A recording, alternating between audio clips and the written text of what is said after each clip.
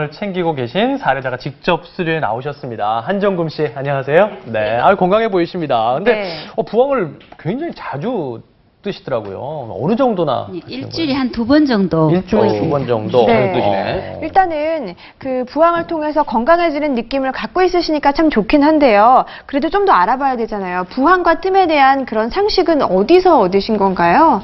예, 제가 특별히 뭐 공부해서 배운 건 없고요.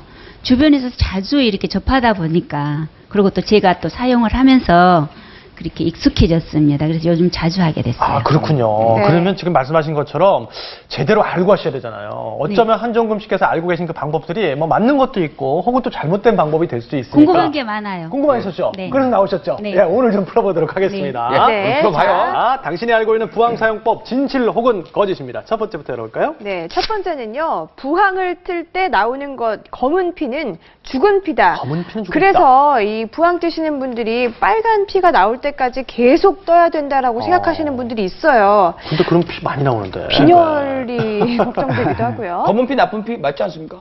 그 뭐 나쁜 피 뭐 그렇게 얘기할 수 있겠죠. 근데 피가 산소를 많이 갖고 있을 때는 새가 선홍색을 띱니다.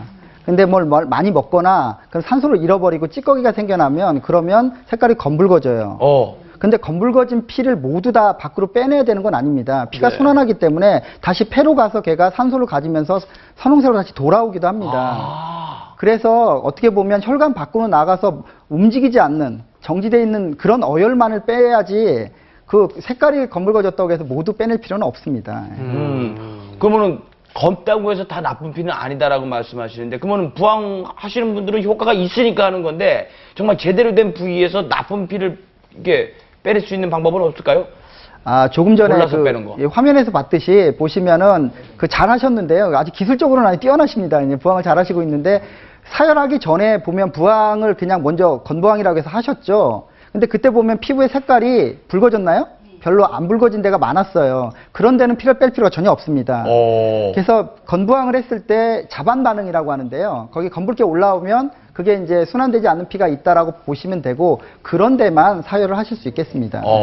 네. 미리 빼보고. 그렇군요.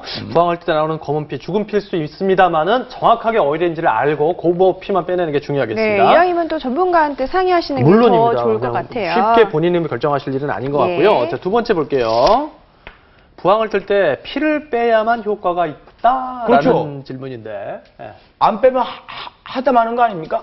그리고 괜히 빼겠어요, 많은 분들이. 피를 빼야 뭐 시원하다 이렇게 생각하시는 분들이 계신데. 그렇죠. 부항하는 의미가 없지 않습니까? 피 안 빼면? 예, 그 혈액순환 장애로 인해서 어혈이 생겼거나 할 때는 또는 이제 어느 국소 부위에 통증이 심할 때는 피를 좀 빼주는 방식으로 이렇게 부항을 하는 게 효과적입니다.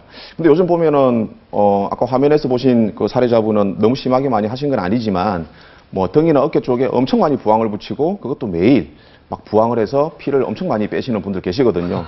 그러고 나면 일시적으로 또 시원한 느낌도 들지만 그걸 계속 너무 많이 하다 보면은 내성이 생겨서 나중에는 또 더 안 좋은 결과가 생기기도 해요.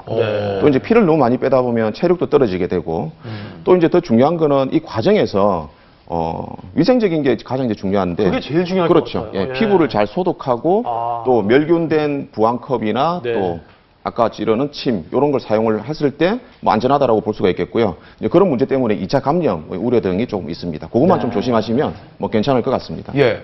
근데 그 부항 떠놓고 운동선수 같은 경우에는 피 안 빼시는 분도 있단 말이에요. 근데 자국 남으시는 분들 있잖아요. 예. 시커멓게 자국 남는. 전 그거 보면은 아우 저거 피 좀 빼지 왜 저렇게 있으면 다시 또 몸으로 들어가지 않나 이 생각 드는데 예. 피 안 뽑고 그냥 그렇게 시커멓게 빼놓는 것도 효과가 있는 겁니까? 예, 아까 그 피를 빼지 않는 부항을 건부항이라고 이야기하는데 흔히 건부항. 예, 건부항. 예. 예, 피를 빼지 않고 말을 건자를 써서 건부항이라고 이야기하는데 아까 한창호 교수님 이야기하신 것처럼 그 건부항을 붙였을 때 시커멓게 되는 부분들 거기 이제 어혈이 많이 있는 거고요. 예. 거기에 이제 피를 빼줘도 좋지만 그 부위에 계속 하루에 한 번씩 건부항을 하게 되면은 나중에 이제 색깔이 좀 더 밝은 색으로 이제 변하기도 합니다.